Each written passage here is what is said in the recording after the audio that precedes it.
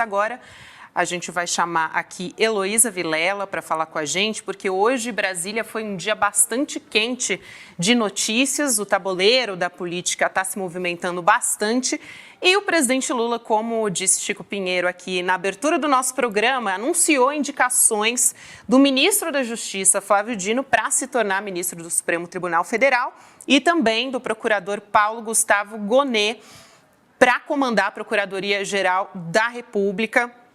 A gente tem a notícia aqui que foi do nosso site. Primeiro, vou dar boa noite para Elô. Elô, boa noite para você. Boa noite, querida. Boa noite, Chico. Boa noite, Elô. Vamos começar pelo Dino, né? A gente colocou até esse gráfico também na nossa tela no começo do programa, mas para a gente ter aqui um pouquinho o histórico de quem é o ministro Flávio Dino, né? Que em 2006 foi juiz federal, aí agora a gente tem, e foi eleito também deputado federal do Maranhão pelo PCdoB, 2014 governador no Maranhão no primeiro turno, depois em 2022 senador pelo PSB, e agora, em janeiro de 2023, portanto, nesse ano, ele assumiu o cargo de Ministério da Justiça e no Ministério da Justiça e Segurança Pública, melhor dizendo. Então, para a gente ter um contexto aí, né? Inclusive, muito está se falando um pouco de preocupação com quem vai assumir esse cargo e alguns burburinhos aí nos bastidores de que pode ser Simone Tebet a assumir esse cargo, né, Lu? Pois é, eu acho assim que não tem a menor dúvida a respeito da qualificação do Flávio Dino, tanto tecnicamente como politicamente, para assumir essa posição que é super importante no momento que o Brasil ainda está trabalhando para garantir o respeito à Constituição e ao Estado Democrático de Direito. Então eu vejo a indicação do Dino como um reforço para o Supremo nessa briga da defesa da democracia. E aí eu acho que ele realmente está para lá de preparado, uma pessoa que além de ter sido já juiz e professor e ter passado pelo legislativo e pelo executivo, conhece também a Constituição como a palma da mão dele. Ele cita as leis com a maior tranquilidade. Agora, ele será um excelente reforço para o Supremo, não tem a menor dúvida. A gente pode até começar a imaginar aquelas sessões ao vivo do Supremo como serão com a presença e os votos de Flávio Dino. Serão bastante, no mínimo, bastante interessantes e para a gente assistir, né? Agora, eu acho que o governo do presidente Lula vai enfrentar um problema seríssimo, porque Flávio Dino é o ministro que enfrenta a extrema-direita, com competência e com resultados concretos. A gente tem vários momentos aqui no ICL que a gente analisou o que acontece nas redes sociais depois que ele tem algum embate com a extrema-direita. Então, Flávio Dino consegue realmente vencer esses embates com muita categoria, com muito humor, com muito sarcasmo e deixa a extrema-direita enlouquecida. Então, o grande X da questão para o governo do presidente Lula vai ser como substituir Flávio Dino no Ministério da Justiça. O partido ao qual ele pertence está muito confiante de que não vai perder o cargo, o PSD. Dino, como vocês sabem, foi do PCdoB, saiu e foi para o PSD e o assessor direto dele, que é o Ricardo Capelli, fez a mesma coisa, fez o mesmo caminho político. E muita gente fala que ele pode assumir o cargo, não o cargo completo, porque o que tem se falado muito é numa possível divisão do Ministério da Justiça em dois. Ficaria uma parte só com a segurança pública e outra com o Ministério da Justiça. E aí é que começa a confusão. A segurança pública, se fosse dividida, todo mundo fala muito no Capelli para assumir essa pasta. E a Simone Tebet, talvez, para assumir a justiça. Ou o Messias, que hoje está na AGU, para assumir a justiça. Messias hoje esteve com o presidente Lula. Aparentemente houve ali alguma conversa, talvez alguma oferta, talvez alguma proposta, a gente ainda não sabe, mas ele ter ido ver o presidente Lula hoje, na hora que o presidente está para embarcar para uma viagem importante e no dia que ele recebeu todo esse pessoal lá no Alvorada para fazer esse anúncio, é muito significativo também. Então, muita coisa acontecendo, agora muita dúvida a respeito do que vai acontecer no Ministério da Justiça. No fim de semana passado, eu conversei com alguns funcionários de carreira do Ministério que estão apavorados com essa possível divisão em duas pastas, porque eles dizem que isso já aconteceu no passado e foi um desastre. Pois é, Lu, eu vou aproveitar e chamar aqui também o doutor Fernando Fernandes, advogado, para conversar com a gente sobre essa história, aproveitando que você já trouxe aí todos esses bastidores para a gente. Doutor, boa noite para o senhor, obrigada por aceitar nosso convite. Como é que o senhor está acompanhando essa escolha do ministro Flávio Dino? Outra preocupação também muito grande, né, Lu, que já foi apontada, é com o caso Marielle, né? Como é que vai seguir a partir da mudança de ministro também? Bom, primeiro, hoje eu divulguei uma nota dizendo o seguinte, que o Flávio Dino chega ao Supremo Tribunal Federal com um currículo invejável. Um currículo, diria, que está dos ministros do Supremo acima nesse momento. Porque me lembro da última discussão que teve durante o julgamento dos golpistas, no qual o André Mendonça fez alguma menção em relação ao ministro da Justiça e o Alexandre Moraes disse, olha, é um absurdo você querer culpar o Ministério da Justiça, etc. Eu também fui ministro da Justiça, ou seja, veja, há uma legitimidade nas discussões entre eles do cargo que ocupou anteriormente, mas nenhum dos ministros da Justiça teve uma trajetória pública tão grande quanto o Flávio Dino. Flávio Dino foi juiz federal, primeiro colocado no concurso, no qual o Sérgio Moro entrou de repescagem, foi, como juiz federal, assessor do Nelson Jobim no CNJ e no Supremo, portanto, viveu de maneira pública o Supremo Tribunal Federal durante grande parte.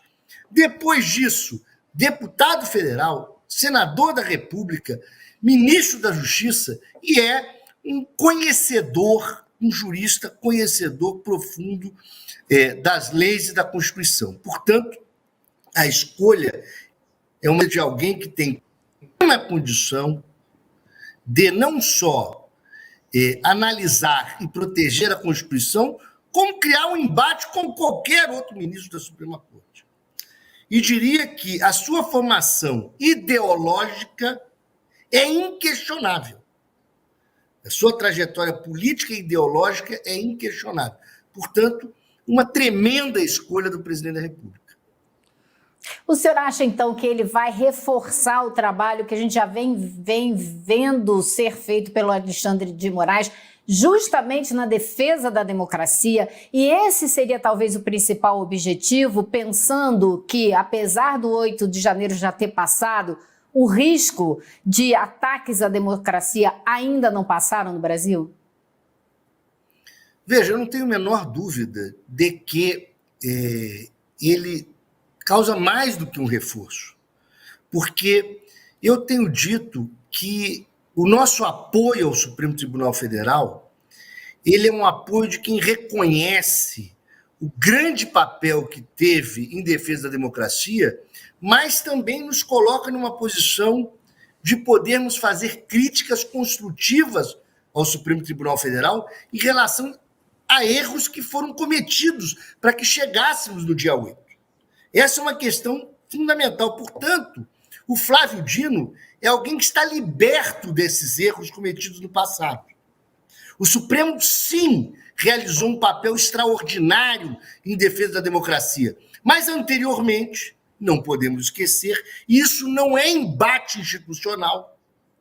Cometeu erro em relação à presunção de inocência, cometeu erro na prisão do Lula, cometeu erro na questão de permitir que a Lava Jato virasse um estamento em relação a isso.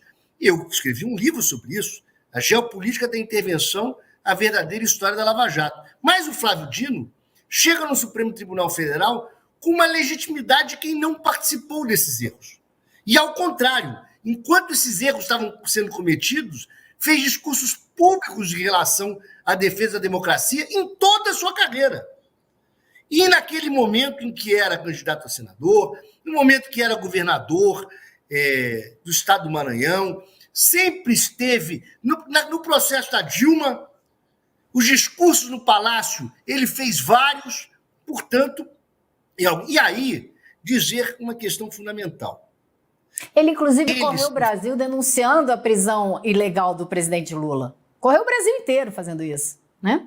Correto. E aí, aqueles que falam sobre a atividade política do Flávio Dino, colocando isso como uma questão que poderia comprometer, de alguma maneira, a sua atividade como juiz. Não compromete absolutamente nada. Ele certamente saberá ter a isenção necessária. Quem não foi isento e foi suspeito foi o Sérgio Moro, que, utilizando o seu cargo, perseguiu politicamente os outros. Isso sim. Agora, a sua trajetória política faz com que, de fato, nós possamos conhecer quem é o Flávio Dino. Flávio Dino nunca foi omisso em relação a dar suas opiniões em relação às coisas, em relação aos abusos, e se posicionou em relação à presunção de inocência, se posicionou contra a prisão do Lula. Então, ele não só manterá a sua isenção como juiz, e que foi juiz durante muito tempo e nunca foi atacado, como essas posições políticas o colocam de forma transparente a todos nós. Professor, o Supremo está na Berlinda atacado por bolsonaristas que se incomodam com o Supremo desde que o Supremo atuou lá atrás na questão das vacinas, desafiando o Bolsonaro e exigindo que a população fosse vacinada, como incomodou profundamente o Supremo e o Tribunal Superior Eleitoral quando se preparou e derrotou a tentativa de golpe que fizeram. Aliás, foi o prédio mais atacado, foi o do Supremo.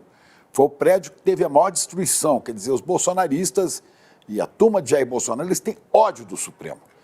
E o Supremo continua sendo atacado agora, né, pelo Senado, infelizmente sob o comando do próprio presidente do Senado, que está abrindo brechas para os bolsonaristas atacarem o Supremo, querendo reduzir as funções e controlar um pouco mais as funções do Supremo.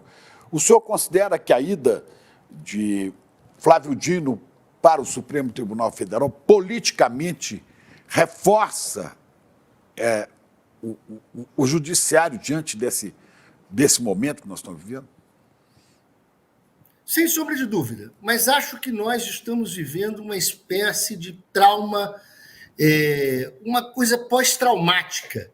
Nós acabamos de sair desses atos terríveis, golpistas, e, em razão disso, o que nós precisamos são de águas tranquilas para que as instituições possam trabalhar a democracia brasileira. Veja, essa proposta de PEC, de alterações de determinados poderes do Supremo Tribunal Federal, não é um momento político para isso. E, em razão disso, nós somos contra as alterações. Mas, ao mesmo tempo, temos que ter tranquilidade para saber que determinadas questões devem ser colocadas em momento apropriado em debate político. Por exemplo, a questão da limitação no pedido de vista, ou mesmo de tempo de pedido de vista, ou mesmo os poderes monocráticos de um ministro do Supremo Tribunal Federal para suspender vigência de lei federal. Por quê? Porque nós tivemos, por exemplo, algo recente que foi importante para a democracia, a questão do juiz natural, que foi suspenso por uma ordem monocrática do Fux e ficou quase 3 anos para ir a julgamento. Portanto, esse tipo de exagero precisa, de alguma maneira, ser repensado.